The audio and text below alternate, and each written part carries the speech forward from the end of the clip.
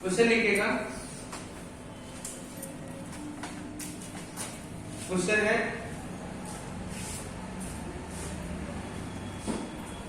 मानव शरीर की सबसे बड़ी ग्रंथि का नाम बताइए।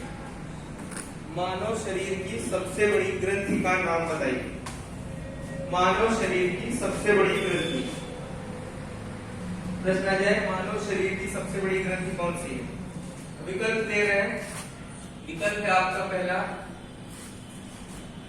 पीयूष ग्रंथि।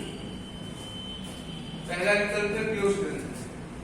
दूसरा है अग्नाशय ग्रंथि, जिसको पैंक्रियाटिक ग्लैंड भी बोलते हैं। ऊपर वाली को पिट्यूटरी ग्लैंड। तीसरा है आपका यकृत यानी लीवर, यकृत ग्रंथि।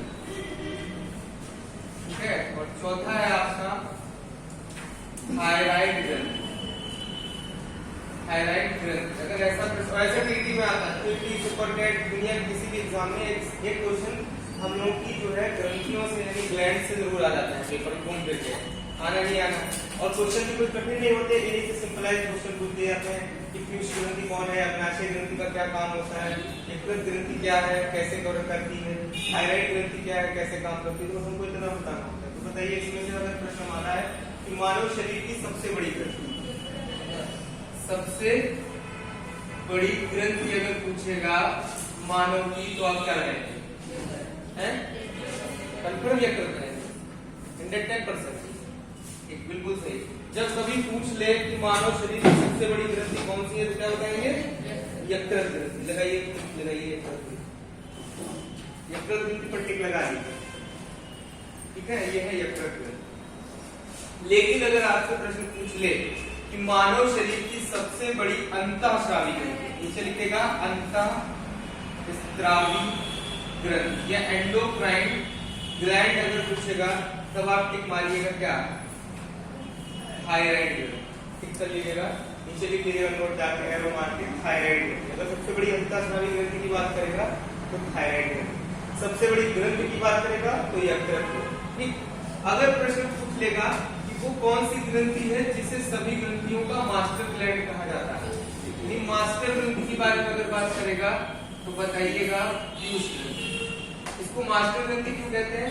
क्योंकि इसलिए कहते हैं अच्छा ये ग्रंथियों का काम क्या है, ग्रंथि क्यों पढ़ते हैं हम लोग, बताइए। ग्रंथि पढ़ने का सिर्फ एक काम होता है, हार्मोन रिलीज करते हैं। एक शब्द होता है विज्ञान में होम्योस्टेसिस।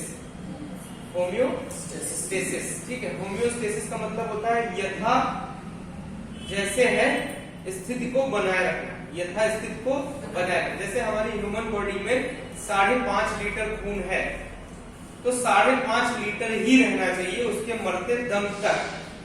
न कम होना चाहिए 4.5 लीटर, ना होना चाहिए 7.5 लीटर। अगर एक ह्यूमन बॉडी में प्लेटलेट्स की जरूरत 1.5 लाख से 4.5 लाख है तो 1.5 से 4.5 लाख के बीच में ही होना चाहिए, ना होना चाहिए 50,000, ना होना चाहिए 4, ना होना चाहिए 80 लाख।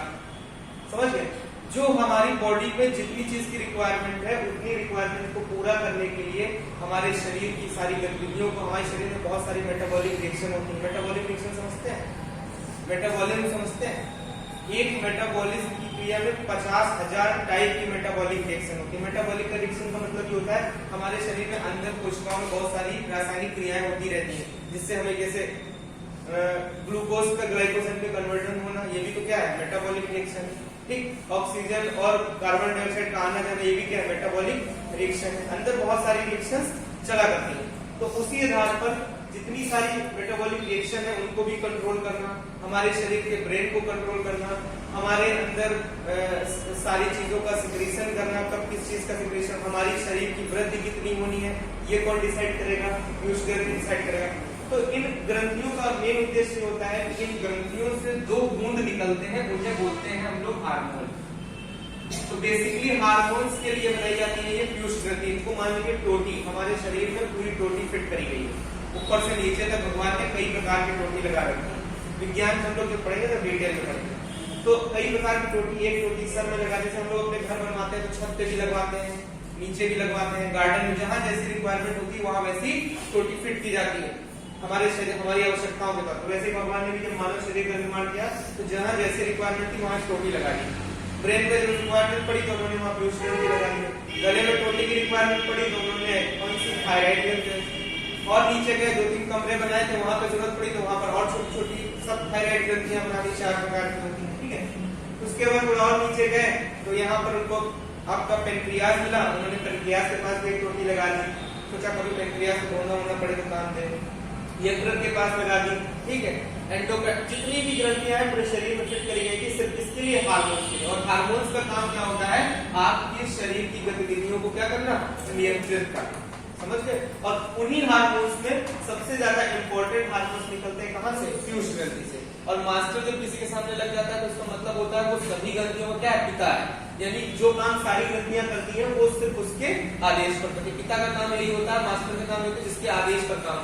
लेकिन जितनी भी ग्रंथियां हमारे शरीर में पाई जाती है उनको मोस्ट आदेश कौन देता है, पीयूष ग्रंथि। क्यों, क्योंकि पीयूष ग्रंथि से कुछ हार्मोन्स निकलते हैं और वो जाके बताते हैं बाकी ग्रंथियों को कि आप लोग अपना अपना हार्मोन्स बाहर सीक्रेट करो, ठीक। अभी रिप्रोडक्शन करना है, ठीक है। मान लीजिए मेल गैमेट और फीमेल गैमेट का फ्यूजन होना है, मान लीजिए ह्यूमनस बनना है, ये जाइगोट बनना है, तो उसके लिए स्पर्म और ओवम की जरूरत पड़ेगी। और स्पर्म और ओवम कौन से क्रिएट करवाएगा, पीयूष ग्रंथि। क्योंकि पीयूष ग्रंथि कहेगा एक हार्मोन रिलीज करेगा एफएच और एक करेगा एफएसएच। आगे चल के बताएंगे कि एफएसएच से किसका निर्माण होता है और एलएच से किसका होता है। ये दोनों हार्मोन जाएंगे, ये गोनेडोट्रोपिक ग्रंथि, एक ग्रंथि और होती है उसका नाम होता है गोनेडोट्रोपिक ग्रंथि। गोनेड ग्लैंड कह सकते हैं, गोनेडो ग्रंथि कह सकते हैं, ठीक है। गोनेडो ग्रंथि यानी मेल में होती है टेस्टिस और फीमेल में होती है ओवरी, ठीक है। सुने रहिए, खाली लिखने की होती है ना, याद करेंगे। तो वहां से मेल से स्पर्म और फीमेल से ओवम रिलीज होता है। तो ओवम रिलीज किस कौन करवाता है, यही करवाता है। क्योंकि ये हार्मोन भेजता कहता है टेस्टिस से कि भैया अब आप हार्मोन निकालिए, तब जाके गोनेड ग्रंथि अपना हार्मोन निकालेगी, जिसका हार्मोन का नाम होता है, फीमेल में पूछा जाता है टेस्टे की एस्ट्रोजन की प्रोजेस्टेरोन। और पूछा जाता है कि बताइए फीमेल में ओवम निर्माण के लिए कौन सा हार्मोन उत्तरदायी होता है, एस्ट्रोजन और प्रोजेस्टेरोन। और मेल में टेस्टोस्टेरोन। तब जाके कहीं गोनेड ग्रंथि अपना ये हार्मोन रिलीज करती है, तब जाके ओवम और स्पर्म का क्या होता है, स्टिमुलेशन। समझ में, इतनी दूर से काम करवाता है तब पीयूष ग्रंथि। तो सोचिए यहाँ से पानी जाएगा नहीं कि नीचे टोटी में खुलेगा, वहां से काम शुरू हो। तो कहने का मतलब, मेरा कहने का मतलब ये है कि ये चारों ग्रंथियां जो है हार्मोन्स, ये इनका काम सिर्फ हमारे शरीर में। अब जब अगर ये उद्देश्य समझ में आ जाएगा तो ये टॉपिक भी समझने में आएगा। वरना क्या मतलब काम है थायराइड ग्रंथि से, क्या मतलब काम है पीयूष ग्रंथि से। यानी हमारे शरीर को निर्धारित करने के लिए इन ग्रंथियों का बहुत होना आवश्यक है और इन्हीं ग्रंथियों से निकलते हैं। अब जैसे थायराइड की बीमारी आजकल बहुत चल रही है, मोटापा बहुत ज्यादा हो जा रहा है, ये पतला ही बहुत, 2 प्रकार का थायराइड होता है। आदमी पतला ही बहुत ज्यादा हो जा रहा है। अब उससे होता है कि उसके आने वाले जीवन में बड़ी समस्या है। जैसे बहुत ज्यादा मोटे हो जाएंगे तो आप आगे चल के कुछ प्रेग्नेंट नहीं कर पाएंगे। जितने आजकल की डेट में मोटापा वाला थायराइड है उनके साथ मेन प्रॉब्लम यही आ रही है कि उनको आगे जो है मतलब उनको जो है प्रेगनेंसी में दिक्कत हो रही है। ये आम समस्या बन चुकी है, इसमें हंसने वाली बात नहीं, इसका शिकार कोई भी हो सकता है। और लगभग आजकल के खान पान की वजह से हर घर में कोई ना कोई थायराइड का मरीज बैठा है, घर में आराम से बैठा है। एक सबसे बड़ी चैलेंजिंग समस्या अब थायराइड ग्रंथि है। अब थायराइड ग्रंथि की जांच कौन करेंगे, डॉक्टर साहब करेंगे। अब डॉक्टर साहब इसीलिए देखो जब ज्यादा मोटापा या ज्यादा पतला हो जाता है, हाथ पैर में दर्द होती है, अजीब टाइप का होता है, तो डॉक्टर सीधे एक आपकी TSH दांत दिखता है, बड़ा बड़ा देखे हो गया आपको, TSH यहाँ होता है, TSH की जांच होती है। और TSH की जांच में क्या निकलता है, अगर निकलता है तो उस हिसाब से मेडिसिन शुरू हो जाती है, समझ गए। अब जैसे आप गए, आपने कहा डॉक्टर साहब बहुत मोटे हो गए, तो ये TSH की जांच डॉक्टर जानते क्यों करते हैं, क्यों करते हैं, कभी सोचा आपने TSH की जांच क्यों की जाती है? क्योंकि थायराइड ग्रंथि से बहुत चीजें कंट्रोल होती है। आपका पाचन तंत्र कंट्रोल होता है, ठीक है, आपका श्वसन तंत्र कंट्रोल होता है, आपका हृदय परिसंचरण तंत्र कंट्रोल होता है, आपका ये क्या बोलते हैं इम्यून सिस्टम कंट्रोल होता है, इम्यूनिटी जिसको बोलते हैं, बहुत सुना होगा अभी कोरोना में, ठीक है। किसी इम्यून पे भी आपको पढ़ा देंगे बढ़िया से, इम्यून सिस्टम क्या होता है, इम्यून कैसे काम करता है, ठीक। सुनते होंगे IgG, IgA, ये हो गए बहुत सारा, कुछ नहीं होता है, ये सिर्फ एक एंटीबॉडी के रूप होते हैं और हमारे शरीर में होने चाहिए, ठीक।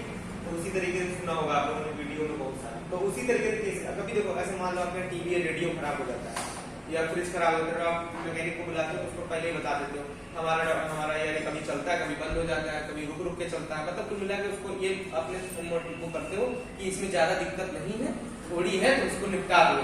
लेकिन वो आए और मान लीजिए वो अगर नए आदमी हो, वो आपकी समस्या सुने और सीधे फ्रिज खोले और पूरा फ्रिज बना डाले, टीवी बना डाले और लास्ट में से कोई फॉल्ट न मिले, ठीक। और फिर वो आपसे पानी मांगेगा, यार बहुत परेशान मिले, 2 घंटे से कोई फॉल्ट ही नहीं, मानिए ईमानदार है, ईमानदार नहीं हो तो उठा ले जाएगा, फिर तुम्हारा सही हो चाहे खराब हो, वो उठा ले जाएगा, वो ज्यादा समय नहीं देगा, वो कहेगा भैया इसमें 1 दिन का काम है, इसको ले जा रहे हैं, ठीक, वहाँ 4-5 हज़ार का बिल बना देगा। लेकिन अगर ईमानदार है तो वो सीधे उठेगा, अपना टेस्टर निकालेगा और जैसे ही उसने लगाएगा पावर प्लांट में, तो तुरंत अगर लाइट जली तो ठीक है, फ्रिज में प्रॉब्लम है, लाइट नहीं जली तो सॉकेट में प्रॉब्लम है, लाइट जली और बुझी तो भी इसी में प्रॉब्लम है। समझदार आदमी पहले समझ जाएगा कि इसने कहा था कि कभी जलता है कभी बुझता है, तो सीधे वो चेक करने का टेस्टर लगा चला बुझा, 2 नंबर का होगा, कहेगा भैया खराब है, नहीं छुट्टे बदल देगा, और सीधे से। तो वही हम डॉक्टर भी करता है, सबसे पहले तुम्हारी कहानी नहीं सुनता, सबसे पहले मेन पावर पॉइंट चेक करता है। अगर यहाँ से सही है मामला तब तो तुम्हारी आगे दवाई हम थायराइड की शुरू करेंगे, अदरवाइज नहीं करेंगे। ये एक इंडिकेशन होता है कि यहाँ से हार्मोन निकलता है, ना कि ये कोई थायराइड के जिम्मेदार होता है। ज्यादा निकला तो ठीक है, थायराइड से निकलता है थायरॉक्सिन हार्मोन। कौन सा हार्मोन निकलता है? थायराइड। लिख लो नीचे, लिख लेना थायरॉक्सिन हार्मोन। पूछ सकता है कि थायरॉक्सिन हार्मोन कहां से निकलता है, किस ग्रंथि से? तो थायराइड ग्रंथि से थायरॉक्सिन हार्मोन, ठीक है, थायरॉक्सिन हार्मोन, ठीक है, याद रखिएगा। थायरॉक्सिन हार्मोन कहां से निकलता है, स्रावित होता है थायराइड ग्रंथि से, ठीक है। चलिए ये बात समझ में आ गई। उसके बाद एक ग्रंथि आपकी और है, ये सब क्वेश्चन बन रहे हैं, ये क्वेश्चन बनते हैं पेपर में। एक ग्रंथि आप ऊपर देख रहे होंगे, लिखी होगी अग्नाशयी ग्रंथि। अग्नाशयी ग्रंथि के बाद में लिख लीजिएगा इसको मिश्रित ग्रंथि है। कौन सी ग्रंथि? मिश्रित ग्रंथि। लिख लो, मिश्रित ग्रंथि कहते हैं। और मिश्रित ग्रंथि क्यों कहते हैं? ये एक ऐसी ग्रंथि है, क्यों कहते हैं ये समझ लोगे तो हमेशा जीवन पर्यंत याद रहेगी। क्यों कहते हैं? क्योंकि एक ऐसी इकलौती ग्रंथि है, क्योंकि जहां हार्मोन होते हैं वहां एंजाइम नहीं होते, जहां एंजाइम होते हैं वहां हार्मोन नहीं होते। हार्मोन का काम अलग होता है, एंजाइम का काम अलग होता है। एंजाइम का काम पावर वो अलग होता है, स्टेबलाइजर वाला, किसी क्रिया को तेज कराना, किसी क्रिया को धीमे कराना। समझ गए? कैटलिस्ट केमिस्ट्री में पढ़ा होगा, कैटलिस्ट प्रेरक। तो प्रेरक एक चीज होती है जो रिएक्शंस को तेज भी कराती है और धीमे भी कराती है, ठीक। तो वही काम यहाँ पर एंजाइम्स का होता है। और एंजाइम कभी भी थायराइड कभी भी हार्मोन्स के साथ नहीं होते, ये शरीर की विडंबना है। लेकिन एक लौती ऐसी ग्रंथि है जहां से हार्मोन भी रिलीज होता है, हार्मोन्स भी रिलीज होता है और एंजाइम भी रिलीज होता है, दोनों ही चीज रिलीज होता है। इसलिए इसको क्या कहते हैं? मिश्रित। कभी कोई पूछ ले मिश्रित ग्रंथि क्यों कहते हैं, ये प्रश्न आ जाए। वो कौन सी इकलौती ग्रंथि है जिसमें हार्मोन और एंजाइम दोनों सिक्रीट होते हैं, वो कौन सी ग्रंथि है? अग्नाशय। अभी घूम के एक क्वेश्चन पूछा जाए तो आदमी के लिए कठिन हो जाएगा। और सिंपल थर्ड क्वालिटी वाला क्वेश्चन पूछा जाए रिक्शा वाला कि मिश्रित ग्रंथि किसे कहते हैं, तो आदमी सब बता दे। तो कोई बहुत बड़ी चीज तो नहीं थी, खाली समझना था। तो अब क्या है प्रश्न, यहाँ से एक और बनता है प्रश्न, सबसे ज्यादा हर एग्जाम में इसी ग्रंथि से बनता है। वेरी वेरी वेरी हो सकता है टीटी में, सुपरटेट में या किसी भी एग्जाम में इसी से पूछे। एंजाइम कौन से होते हैं और हार्मोन्स कौन से होते हैं, जरा लिख लीजिएगा। एंजाइम होते हैं आपके बहुत सारे अच्छे अच्छे एंजाइम होते हैं, जैसे आपका कौन सा बताइए, बताइए एंजाइम कौन कौन से यहाँ से क्रिएट होते हैं, कौन कौन से एंजाइम है जो सीक्रेट होते हैं? टाइलिन कहाँ से सीक्रेट होता है? पाचन तंत्र पढ़े हो? टाइलिन एंजाइम कहाँ से सीक्रेट होता है?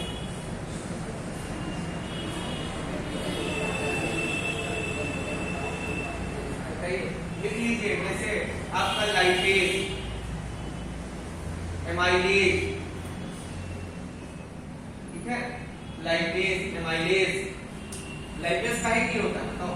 ये भी क्वेश्चन बनते हैं, जितने क्वेश्चन बन सकते हैं हम खींच लेंगे क्वेश्चन, ठीक है, एक ही जगह से बैठे। क्वेश्चन एक रहेगा, टॉपिक बहुत सारे कवर हो जाएंगे, ठीक।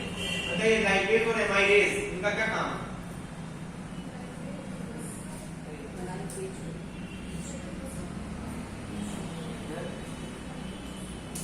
प्रोटीन का पाचन कौन एंजाइम करता है?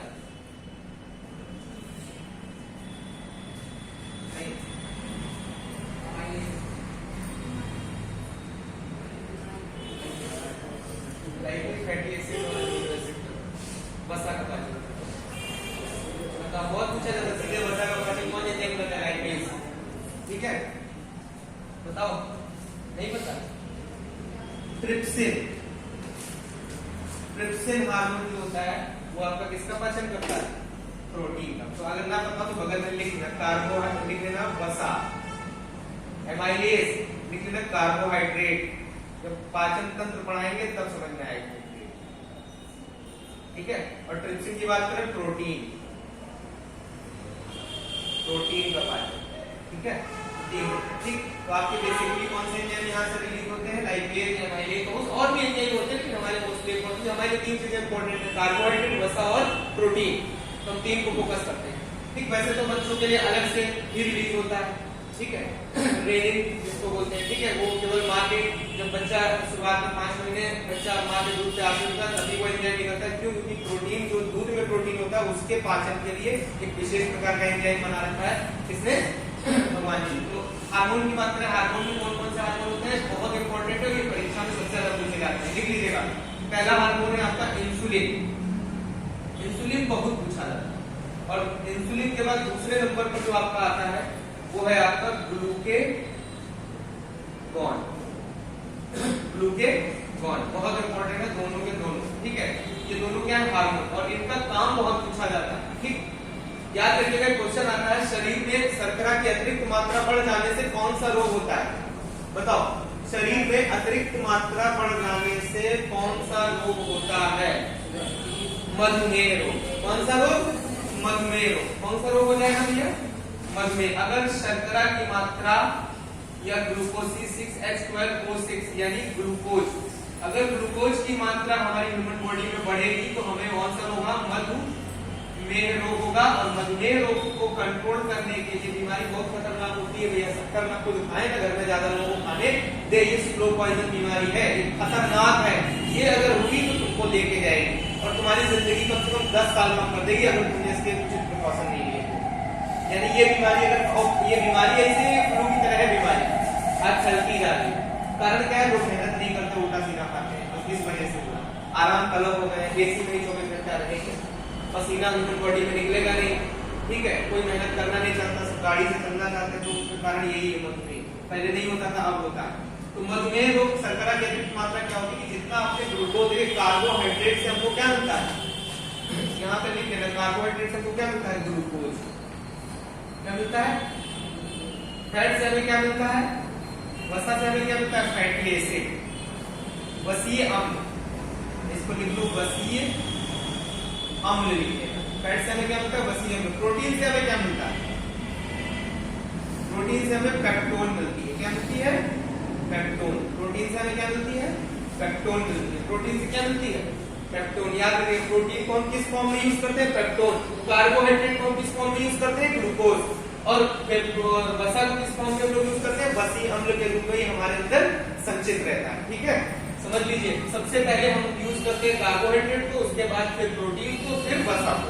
आज हमने खाना खाया, हमने समोसा खाया, समोसे में सबसे ज्यादा कार्बोहाइड्रेट नहीं होता।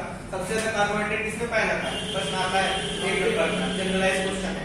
सबसे ज्यादा मक्के में होता है, लिख लो, मक्का सबसे ज्यादा कहाँ पाया जाता है? साउथ अमेरिका की नॉर्थ अमेरिका, बहुत पूछा जाता है क्यों। हमेशा याद रखना, ये ठंडे प्रदेशों में ज्यादा पाया जाता है। और ठंडे प्रदेशों में कौन है सबसे ऊपर? उत्तरी अमेरिका। और उत्तरी अमेरिका में ये बहुत पाया जाता है मक्का। लिख लीजिए, मतलब आप बताओ, कार्बोहाइड्रेट सबसे ज्यादा किसमें पाया जाता है? मक्के में। कार्बोहाइड्रेट सबसे ज्यादा किसमें पाया जाता है? मक्के में पाया जाता है, ठीक है। तो मक्का तो अपनी जगह पर नहीं है, तो कार्बोहाइड्रेट, क्योंकि हम कार्बोहाइड्रेट को डायरेक्ट नहीं ले सकते, ये भगवान की मर्जी है। उन्होंने ऐसा सिस्टम बनाया है कि कार्बोहाइड्रेट आप डायरेक्ट शरीर के अंदर नहीं लेते। जैसे पौधों के लिए भी एक लिमिट बना रखी है कि भाई साहब तुम भी कार्बोहाइड्रेट क्यों लेते हैं? क्योंकि हमें ऊर्जा मिले। समोसा खाते हो, सुबह कुछ नहीं खाओ, 2-4 समोसा खाओगे, आंख खुल जाएगी, क्योंकि समोसा खाओगे, समोसे में कार्बोहाइड्रेट, कार्बोहाइड्रेट का कन्वर्जन किसमें हो जाएगा? ग्लूकोज में। कौन कन्वर्जन करेगा? लाइपेज। एमाइलेज कौन करेगा? एमाइलेज कौन करेगा? एमाइलेज कन्वर्जन कर देगा, और जैसे कन्वर्जन करेगा आपको ऊर्जा मिलेगी, और बदले में ऑक्सीजन तो आप ले ही रहे हो फेफड़ों से। जहां ऑक्सीजन और ग्लूकोज दोनों कोशिका में आपके माइटोकॉन्ड्रिया में पहुंचेंगे, वहां जालन होगा, तुरंत 36 मॉलिक्यूल एटीपी के मिलेंगे, एक मग्गा पानी पियोगे, कहोगे आप कुछ जानने जाना ही। ये तो कहते हो, तो यही चीज आपकी चलती रहती है। तो मधुमेह रोग की बात करें तो मधुमेह रोग है कि अनियंत्रित ग्लूकोज की मात्रा बॉडी, मैंने कहा ना, बॉडी में होमोस्टेसिस होनी चाहिए। कहने का मतलब हर चीज नियंत्रित होनी चाहिए। तो नियंत्रित का मतलब ये है कार्बोहाइड्रेट की मात्रा नहीं, ग्लूकोज की मात्रा भी नियंत्रित होनी। अगर नियंत्रित नहीं होगी तो दिक्कत होगी मधुमेह की। तो इसको दिक्कत ना हो, ये भगवान जानते थे शरीर बनाते समय कि मेरा आदमी है, ये शक्कर का शौकीन हो जाएगा, मीठा जरूर खाएगा। बहुत लोग होते हैं रसगुल्ला बहुत खाते हैं, बहुत पसंद है रसगुल्ला, कहीं ये मीठा का शौकीन है और ये खाएगा जरूर, और बेचारा मेरा बनाया हुआ आदमी खत्म हो जाएगा। या मान लो ये शक्कर, ये मीठा खाएगा ही नहीं, तब तो ये ऐसे ही मर जाएगा। कुछ नमकीन के शौकीन हो जाते हैं, नमकीन को बहुत पसंद, मीठे से उनको एलर्जी होती, तो कहीं यार तब तो बड़ी समस्या, कड़ू इतना खाते हैं कि पूछो मत। तो भगवान ने कहा क्या करेगा, भगवान ने कहा कुछ ना कुछ तो करना पड़ेगा। कहीं चलो पीयूष फ्रेंड्स एक रोटी और फिट करो, कहां, कहीं एक रोटी फिट करो कहां, नीचे अग्नाशय के पास, पेनक्रियास के पास बनाओ एक रोटी हो, तो एक रोटी हो प्लम्बर का पास ठुकवा दी, अब वहां से निकला कोई हाथ इंसुलिन और ग्लूकागॉन। तो भगवान ने ये काहे लगा, इसलिए लगाया है कि मधुमेह हो सकता है और मधुमेह से आदमी मर सकता है। इसलिए मैं क्या करूंगा, अगर अतिरिक्त मात्रा लेगा मेरा आदमी तो हम उसको क्या करेंगे, इंसुलिन हार्मोन डाल के उस अतिरिक्त ग्लूकोज को ग्लाइकोजन में कन्वर्जन करेंगे। पूछा जाता है ग्लूकोज को संचित करते हैं किस फॉर्म में, ग्लाइकोजन। ये अतिरिक्त हजारों बार पूछा गया, पूरा डाइजेस्टिव सिस्टम एक तरफ, पूरी विज्ञान एक तरफ, परीक्षा में पूछा जाने वाला टॉपिक ये इकलौता एक तरफ सबसे ज्यादा पूछा जाता है, आज भी पूछा जाता है। अगर आपने परीक्षाएं दी होंगी बहुत सारी तो आपको इस बात का एहसास होगा, ये पढ़ते होंगे तो भी एहसास होगा। समझ रहे हैं बात को। दूसरी चीज एक चीज और याद रखना, अब देखो अतिरिक्त मात्रा हो, मतलब कोई गरीब आदमी है, थोड़ा बहुत खाया उसने, अगले दिन काम करने का उसमें पैसा नहीं, तो भगवान ने बचा इसके पास ग्लूकोज संचित होना चाहिए, इसका ग्लूकोज फालतू बाहर चला जाए, बेचारा मेहनत कर रहा और ग्लूकोज भी नहीं, तो उसने भगवान ने सिस्टम बनाया कि गरीब आदमी को अपना ग्लूकोज बचाया। ठीक है, तो ग्लूकोज का कन्वर्जन काहे में होता है, लिख लेना भैया, C6H12O6 का कन्वर्जन होता है ग्लाइकोजन। अब यहीं पर एक सुपरस्टार क्वेश्चन क्रिएट हो जाता है, वहां भयानक सुपरस्टार क्वेश्चन पूछता है पेपर में कि इंसुलिन, पूछ लेगा ग्लूकोज का कन्वर्जन ग्लाइकोजन में कौन हार्मोन करता है, इंसुलिन। इंसुलिन का स्रावण कहां से होता है, अग्नाशयी ग्रंथि से। कहां से होता है, अग्नाशयी। और इंसुलिन जो ग्लूकोज को ग्लाइकोजन में कन्वर्ट करता है, ग्लाइकोजन को भगवान ने केमिस्ट्री पढ़ रखी थी, भगवान को पता था कि जितने भी, देखो केमिस्ट्री में तीन चीजें होती है, इनऑर्गेनिक, ऑर्गेनिक और फिजिकल। तो भगवान जानते थे कि जितने भी ऑर्गेनिक केमिस्ट्री में कंपाउंड होते हैं वो जल में अमिले होते हैं, और अगर हम ब्लड में इसको मिलने से रोक दें, शक्कर को ब्लड में मिलने से रोक दें, ठीक, और एक ब्लड में अगर ब्लड में मिलने से रोक दोगे तो कोई एक्सिटी ऑर्गन से निकल जाएगा, भगवान बोले। तो दूसरे भगवान बोले बात है कि कैंसर का है, हम फिल्टर लगा देंगे, हमारे पास किडनी है तो किडनी का है, किडनी भी खोलना है, किडनी बना रहे हैं, किडनी लगाएंगे सबसे नीचे अंत में, टेंशन ना लो, पूरा खींचने तो दो हमको लास्ट तक आदमी को, तो किडनी सबसे नीचे लगाएंगे, वहां लास्ट फिल्टर कर लेंगे ग्लाइकोजन को, वापस फिर प्लेट में डाल देंगे। अगर मान लो अगले दिन उसने खाना नहीं खाया तो वही ग्लाइकोजन वापस आएगा, और अनार में दूसरा ग्लूकागॉन ये क्या करेगा, ग्लाइकोजन को वापस कन्वर्ट करेगा शक्कर में, अपने शक्कर उसको मिल जाएगी, अब पॉकेट में बाहर तो लेगा ही होगा अपने घर के बाहर, पेड़ होगा ही, हमने इतने पेड़ ऐसे लगा रखे हैं, ऑक्सीजन दे देंगे वो बन जाएगा कन्वर्जन, ग्लाइकोजन को ग्लूकागॉन में, ग्लाइकोजन को वापस ग्लूकोज में कन्वर्ट कर देगा, ग्लूकोज को कोशिका में डाल देंगे रक्त के माध्यम से, और उधर पॉकेट में उसको ऑक्सीजन दे देंगे, और उसके अंदर जाड़ा हो जाएगा, सबके मालिग्नेटिव में वो भी थोड़े से दिन तैयार हो जाएगा। सिस्टम का उन्होंने इसी दोनों हार्मोन्स को बनाया। एक हार्मोन का काम होता है ग्लूकोज टू ग्लाइकोजन। तो पूछा जाता है इस प्रक्रिया को क्या कहते हैं, बहुत पूछा जाता है। इस प्रक्रिया का नाम होता है ग्लाइकोजेनेसिस। आगे अभी बात लिखिए, ग्लाइकोजेनेसिस मोस्ट इंपॉर्टेंट, और ये हमेशा याद रखना